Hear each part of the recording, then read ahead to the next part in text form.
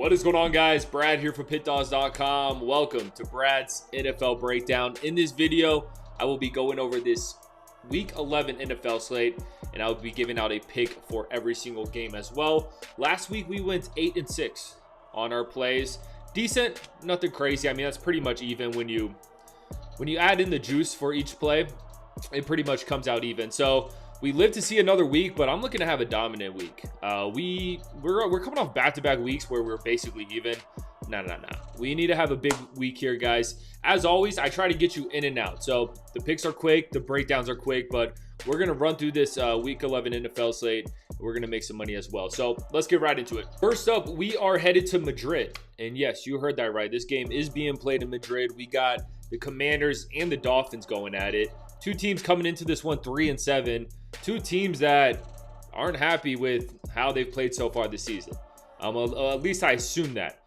This is an interesting one, man. You know, the Dolphins are laying 2.5 while I'm recording this. And look, the Dolphins coming off a massive win against the Bills, but I still struggle to trust this team away from Miami. They've been terrible on the road this season, and it's kind of one of those spots where honestly, I don't want to take Miami after a big win like that. We saw earlier this season, well, it was actually just a couple weeks ago, they beat Atlanta 34-10, and then they followed that up to a 28-6 loss against the Ravens. So I honestly want to stay away from a side in this game. Obviously, the Commanders, we know their problems as well. No Jaden Daniels. Their defense is horrific. But you know who else's defense is horrific? That is the Miami Dolphins. So, guys, I'm going to take the easy way out here. I'm not sure if I'm going to bet this game, but I think the over has to be the play here. I understand if you're a little bit worried about taking an over in these overseas games. Sometimes they're a little bit weird. Sometimes it takes these offenses to get going. Sometimes it takes teams' offenses to get going playing across the pond. But, man, with these two defenses, I mean, both these offenses should be able to move the ball with ease. So, guys, like I said, probably a no bet for me, but I'll take a shot with an over. Next up, we are headed into Pittsburgh, where we got the Cincinnati Bengals playing the Steelers. This is a rematch of a game that was pretty wild from earlier this season. If you guys don't remember, the Bengals and Steelers played in Cincinnati. I believe it was Joe Flacco's first game. It was either Flacco's first game or second game. Steelers were laying a bunch of points. The Bengals looked dead at that point, and the Bengals ended up winning that game outright. We were on the Bengals plus the points, and we were also on the Bengals money line in that game, so that was huge. But I am going to go the other way in this one. I actually love the Steelers in this spot. They're coming off a horrific loss against the Chargers. I like them to bounce back in this one. They know the Ravens are right on their ass. Like, they can't afford to lose games like this again if they want any shot to win the AFC North. And it's a revenge spot for the Steelers. You know they're pissed off after that tough loss against this Bengals team just a few weeks ago. So you add the revenge spot, you add that it's at Pittsburgh this time. I think they draw something up on the defensive side of the ball and limit Jamar Chase in this Bengals offense. Jamar Chase had he had like 1,000 receptions that game. I'm kind of joking around, but it was probably close, to be honest with you. I think the Steelers defense and Mike Tomlin get a game plan together to at least limit Jamar Chase. And I know on the screen it says plus 5.5 on both sides. Obviously, it's Steelers laying 5.5. I'm laying the 5.5 with the Steelers. I'm not thinking twice about it. Next up, we are headed into Atlanta. We got the Panthers and the Falcons going at it. And this game kind of reminds me of the game we just talked about. The Bengals-Steelers game. In this situation, we saw the Panthers destroy the Falcons earlier this season. What was it? 30-0. And at that time, I believe the Panthers were winless. So this is kind of the same situation. Now this game's being played in Atlanta. It's a revenge spot for the Falcons. And honestly, guys, I can't get a read on this Panthers team. I really can't. You know, before, for me, it was the Panthers. You take them at home, you fade them on the road. Well, they beat Green Bay on the road. That was shocking. There were 13.5-point dogs in that one. But then they follow it up with a game against the Saints at home where they've been good this season. They lost that one 17-7.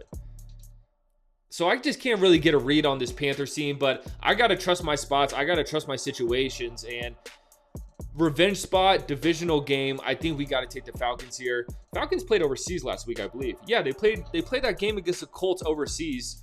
They pushed. It was a close and competitive game. I didn't think the Panthers played bad in that one. And then the week before that, you know, the Falcons went into New England and only lost that game by 1.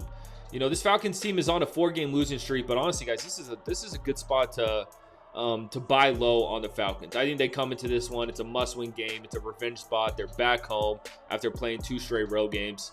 It's got to be the Falcons for me here. Next up, we are headed into Tennessee. We got the Texans and the Titans going at it. So I'm recording this Thursday evening. CJ Stroud is still questionable. He hasn't practiced all week. He's dealing with a concussion, and usually with a concussion, you're out for 1 week, you're back the next.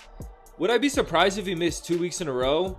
I would, but it's kind of interesting how they haven't announced that he's going to be playing or not, or if he's not even practicing. So I would be a little bit weary. I definitely want to know if he's playing in this game. It would make my decision much easier on this one. But man, I think I would be on an under in this game, and honestly, I lean Titans plus 6.5. If there's any chance it's Davis Mills in this game, I don't know how you could lay 6 points, over 6 points with the Texans. I know the Titans are 1-8 straight up. They're 3-6 ATS. Seems terrible. I mean, I think it's fair to say the Titans are the worst team in the NFL once again, but shit, man, if the Titans are going to pick up another win this season, this actually could be a good situation for them to do it. You know, we did see these teams play earlier this season, and the Texans won 26-0. It's pretty ugly. But like I said, man, if CJ Stroud doesn't play in this game, or even if he does, I'm going to lean Titans plus the points. I also like an under in this one. Next up, we are headed into New York. We got the Green Bay Packers and the Giants going at it. I don't know what happened to the Giants. You know, in the beginning of the season, after week 1, you know, we saw them beat the Lions. They beat the Commanders on prime time. People were saying this team, they were penciling the Green Bay Packers into the Super Bowl. Well, ever since then, we saw them lose to the Browns. They tied with the Cowboys. They went on a nice 3-game winning streak, beating the Bengals, the Cardinals, and the Steelers. Nothing crazy. But in their last 2 games, they took a loss against Carolina at home. They were 13.5-point favorites in that game.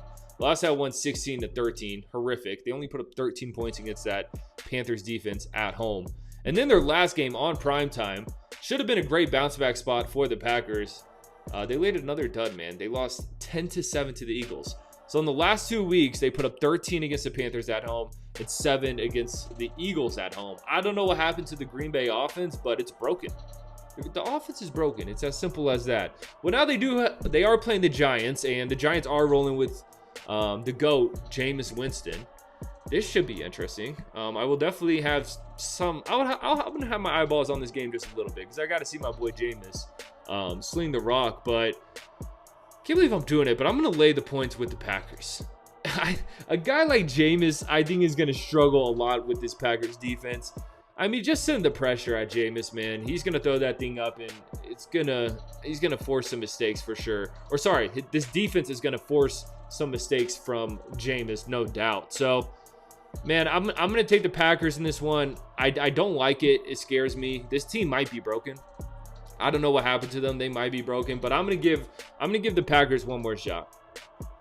Give me the Packers, lay the points. Next up, we are headed into Minnesota. We got the Chicago Bears and the Vikings going at it. I saw this matchup. I saw this total, and I'm going with an over.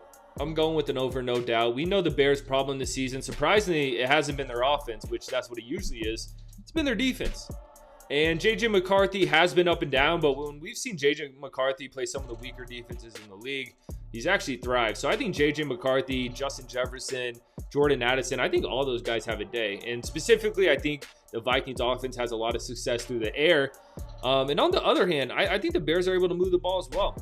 And this is a Bears offense that has obviously took great leaps this year when it comes to an offensive perspective. And man, just looking at their games here, 24 against the Giants, 47 against the Bengals, 26 against New Orleans, 25 against Washington, 25 against the Raiders, 31 against the Cowboys. So this team has been putting up, north of 25 points in damn near every game as of late. So I like an over here. The over is 7-2 in Vikings games this season. If you've been betting the over on every Vikings game blindly, you've been cashing in. And now I think it's just a perfect situation for it with Chicago coming in town. So I'm going to take an over here. When it comes to a side, I don't really have much of a lean. I really don't. So I'm just going to roll with an over. Next up, we are headed into Buffalo. For a lot of people, the game of the week is going to be Seahawks Rams. And look, I'm excited for that game. Don't get me wrong. But as a Tampa Bay Bucs fan, I think this is the game of the week. I'm pretty pumped for this one. We got Tampa Bay headed into Buffalo to play the Bills. Whew, this is a tough one for my Bucs, man. Going into Buffalo is never an easy thing to do. This is a team that's 4-1 straight up at home. We all know that home field advantage in Buffalo. Those fans are wild. But you know another team that's played really good on the road this season has actually been the Tampa Bay Bucs, and I don't think it's being talked about enough. The Bucs are 2-2 straight up at home, but when they go on the road, this team is 4-1 straight up on the road. So Buffalo 4-1 straight up at home, Tampa Bay 4-1 straight up on the road. Looks like still no Bucky Irving, which sucks, man. We need Bucky back. We definitely need Bucky back, and I'm seeing Godwin. Let's see, is Godwin? He's limited in practice. We might see Godwin. Bucky Irvin actually limited in practice too. For some reason, I thought I saw reports that Bucky was out. Either way, guys, I'm going to be on Tampa Bay here, and I promise you it's not a homer pick. I think this is going to be a good and competitive game. And let's be real, guys. You know, the Bills, they're a great team. Don't get me wrong, but they took some weird losses this season.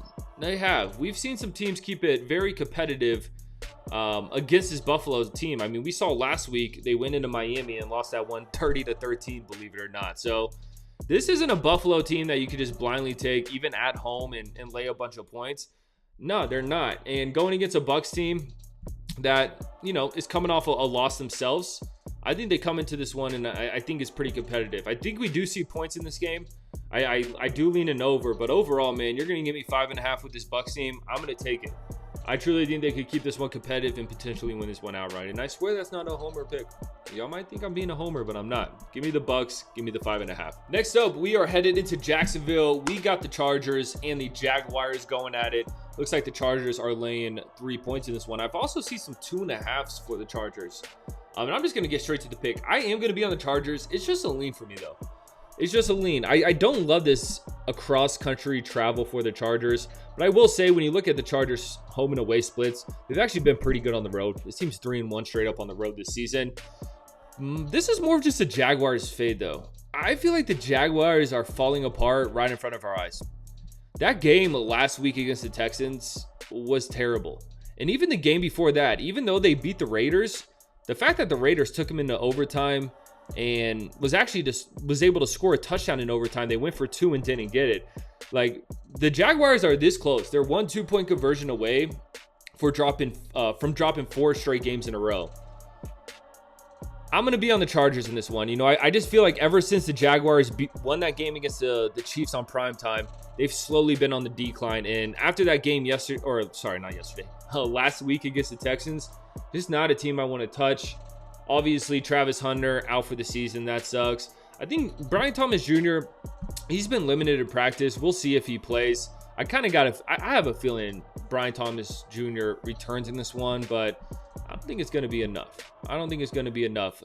If the Chargers had like a bad road schedule, maybe I would look the other way. But like I said, Chargers 3-1 straight up at home, on the road, and they've won 3 straight games. They've won 4 of their last 5. This team's playing well, and I just think the Jags are headed in the wrong direction. So I'm going to take the Chargers. I'm going to lay the points. Next up, we are headed to the game of the day. For a lot of people, like I said, for me, it's Bucs Bills. But for most of America, for most football fans, this is the game of the day. We got the Seattle Seahawks headed into Los Angeles to play the Rams.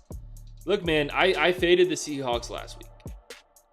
And if you're new to my videos, you probably turn the video off after that thinking like, bro, what's this guy doing? Yeah, I'm not going to lie, man. I faded the Seahawks a week before against the Commanders. And that didn't work for me. This Seahawks team is legit. I'm gonna admit it. This Seahawks team is legit. JSN is probably the best wide receiver on planet Earth right now. Sam Darnold is doing the damn thing. Their defense is amazing. With all that being said, I'm fading the damn Seahawks once again. Did I learn my lesson? No. I'm doing it once again. I'm going to take the Los Angeles Rams in this one. Look, the Rams have been really good as well. Let's not forget that. I know the Seahawks are the talk of the town, but let's not forget what the Rams have been doing too. Both of these teams are 7-2 straight up and 7-2 ATS, which is nuts.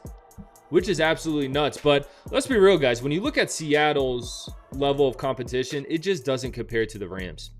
It doesn't. You played Arizona, you played Washington, you played Houston, you played Jacksonville, you played the Cardinals, you played the Saints, you played the Steelers. Like, there's not really a powerhouse team in this resume. And the last loss they took against Tampa Bay. Shout out the Bucs. They took a loss against Tampa Bay in Seattle. Their last 4 wins, guys, let's just be real, they weren't against good teams. And now they're going against the Rams, who have beat some good teams. You know, we've seen the Rams play Baltimore. We've seen the Rams play the Colts, the Niners twice, the Eagles. And look, I think it's no secret at this point of Sam Darnold's career. And like I said, Sam Darnold has been great this season, but when you're able to pressure Sam Darnold and make things uncomfortable for him in the pocket, that's when Sam Darnold struggles. And what do the Rams like to do? What are the Rams good at on the defensive side of the ball? Bringing pressure to the quarterback. I'm on the Rams, baby. Give me the Rams here. I kind of lean an under 2. I think this is going to be more of a defensive battle. I think points are going to come at a bit of a premium here.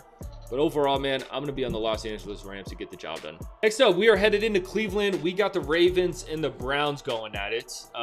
I do want to say, shout out all the Ravens fans out there. You guys probably thought your season was dead. You guys are going to win the division. It's going to happen.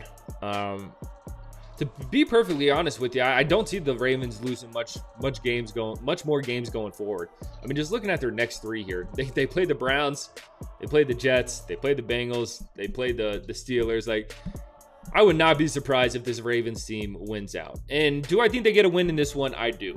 My play is going to be on the total here, though, guys. I'm going to take an under in this one. First of all, we all know what Cleveland's going to want to do in this game. They're going to want to keep the ball out of the Ravens' hands. They're going to run the ball with Junkins a billion times in this game. It's going to be ugly. I think the weather, what's the weather in this one? Yeah, there's 19.5 mile per hour winds in Cleveland. This is just going to be a gross AFC North battle, man. I just don't see many points in this one. I kind of lean the Browns covering this big spread. Because in a low scoring type of game, you're going to give me 7.5. Like, I kind of like that there. So I like the Browns getting 7.5, but overall, man, I think this is just a great spot to smash an under. So give me an under here. Next up, we are headed into Denver. We got the Kansas City Chiefs and the Broncos going at it. I feel like this is actually a good slate. I mean, you got Bucs, Bills, you got Seahawks, Rams, and then this one's kind of getting swept under the rug. You got the Chiefs and the Broncos going at it. A 5-4 Chiefs. It's actually crazy. If the season finished right now, the Chiefs would not make it to the playoffs. But when it comes to a betting odds perspective, the Chiefs are currently the favorite to win the Super Bowl. Crazy how that works. So obviously, odds makers in Vegas thinks that the Chiefs are going to have a very successful back half of the season. Of course, getting Rashee Rice is massive for Patty Mahomes. That dude is an absolute dog, and those guys have great chemistry. And then on the other hand, you have the Broncos. You look at their record, they're 8-2 straight up. They've been great, but let's be real, guys. When you watch this team on the television, when you look at this team's numbers, it's not the prettiest. A lot of people are saying the Broncos are a fraudulent 8-2, but a win in the NFL is the win in the NFL. And I think a lot of people have a bad taste in their mouth with the Broncos after that last week performance against the Raiders on primetime. Everyone watched the game, and that was one of the grossest games of the season, and that's what the Broncos have been doing this season. They've been winning games, but they've been making it ugly, and shit, like I said, it's the NFL. Like, wins don't grow on trees, so if you're 8-2, you got to be happy with it. I'm going to take the Broncos here. I'm going to take the Broncos. If this line was at a flat 3, if it was Chiefs lane 3, I would be on the Chiefs here, but that hook makes me want to take the Broncos because I truly think that the Chiefs are going to win this game by a field. It's going to be tied up, and Harrison Butker is going to kick a field goal at the end. They're going to win, but the Broncos are going to cover. That's just how I see it. So I'm going to take the Broncos here. Let's be real, guys. The Chiefs, they've been great as of late, but this team's 1-3 straight up on the road. The last time the Chiefs won a game on the road was back on September 21st. Yes, you heard that right. We're damn near in December. The last time the Chiefs won a road game was back in September against the New York Giants. So I'm going to take a shot here with Denver plus the points. Might be a game I stay away from. This is probably a game you just want to watch and enjoy. But if I had to bet it, man, I think Denver's the play. Next up, we are headed into Philadelphia. We got the Detroit Lions and the Eagles going at it. Another great one. I forgot to add this one. Let me just name them all again.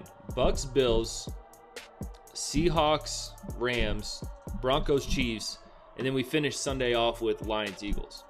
I mean, is this the best slate of the season? This potentially is the best slate of the season. Going through these games is starting to hit me. I'm like, damn, we're about to have a Sunday. But let's break this one down, guys. Eagles laying 2.5 points. Total set at 46.5. This total actually opened up, I believe, at 49.5. And it continues to drop. And to be perfectly honest with you, I think it's for a good reason. You might see both of these offenses and think that we're going to get a lot of points in this one. But I actually have liked how these defenses have played this season. I think the Eagles defense is one of the best in the league. We saw that last week when they played the Packers and only allowed the Packers 7 points in Green Bay. This is a Eagles team that has a great secondary. They're great on the line as well. They're going to give Detroit's offenses problems. I truly do. And Detroit's defense has been great this season as well. Over the last couple seasons, when you think of Detroit, you think of more of a high-powered offense. But in a lot of these games, it's been their defense that has been winning them games. So I think the line movement kind of tells you what you need to know about this one. I do lean Eagles. I mean, the fact that you could get the Eagles at home laying less than a field goal, it's kind of hard to pass that up, to be perfectly honest with you. Let's see. Yeah, when the Lions have struggled this season, it's been on the road. We saw them take a road loss in their first game of the season against the Packers, lost that one 27-13. Then they played the Chiefs on primetime on October 12th, lost that one 30-17. When this Lions team has played big games on the road this season, we have seen them struggle. And now they got another one here going into Philadelphia, which isn't an easy place to play. So I do like the under in this game, and then I also like the Eagles laying the 2.5. Last but not least, we are headed to Monday Night Football. We got the Cowboys headed into Las Vegas to play the Raiders. Cowboys coming off a bye, and their last game was also on Monday night, if I'm not mistaken, against the Cardinals. So they took a loss in that one. The game before that, they lost by 20. So Cowboys coming off 2 back-to-back losses. They needed a much-needed bye week. They had a much-needed bye week. So I think the Cowboys come out ready in this one. And I think they have a field day with this Raiders defense. And the way I'm talking, you might think, oh, well, Brad's going to roll with the Cowboys and he's going to lay the points. Not so fast. Not so fast, because I also think the Raiders torch this Cowboys defense as well. I expect big games for Brock Bowers. Genty's going to have himself a day. I don't want to overthink this one. I'm going to take the over. And the side just freaks me out. It's like, do you want to lay over a field goal with the Cowboys with the way they've looked over the last couple weeks? No. But at the same time, do you want to have a Raiders ticket in your hand watching this game? With how bad this Raiders team has been just all season. This team's 2-7 straight up. They're terrible. I mean, the Cowboys aren't much better. They're 3-5-1. So the Cowboys only have one more win than the Raiders. So guys, this is just a game I want to fade both of these defenses. And we know both of these offenses can move the ball. Both of these offenses have playmakers that could punish the other team. So man, if I had to bet this game, I'm going to take an over. Well, that is going to do it, guys. I appreciate you watching this. We went through every single game for this Week 11 slate. Let me know if I cooked in the chat, man. I think we got some winners on our hand. And like I said, this could be the best NFL slate we have this season. I really don't know the upcoming weeks, what the schedule looks like, but we have some big-time games this week. So I'm ready to cash in. If you guys want my best bets, you can always find those over at Pickdawgz Premium. Or just click the link in the description of this video. It'll say Brad's best picks, and you can find my plays there as well. We've been crushing it in the NFL this season. You could go on the Pickdawgz leaderboards. You'll see my name plastered all over there. And we're going to keep it up. So I appreciate you guys watching this. Drop in the comments what your favorite play is for this Week 11 slate. Click that subscribe button. I'll catch you on the next one.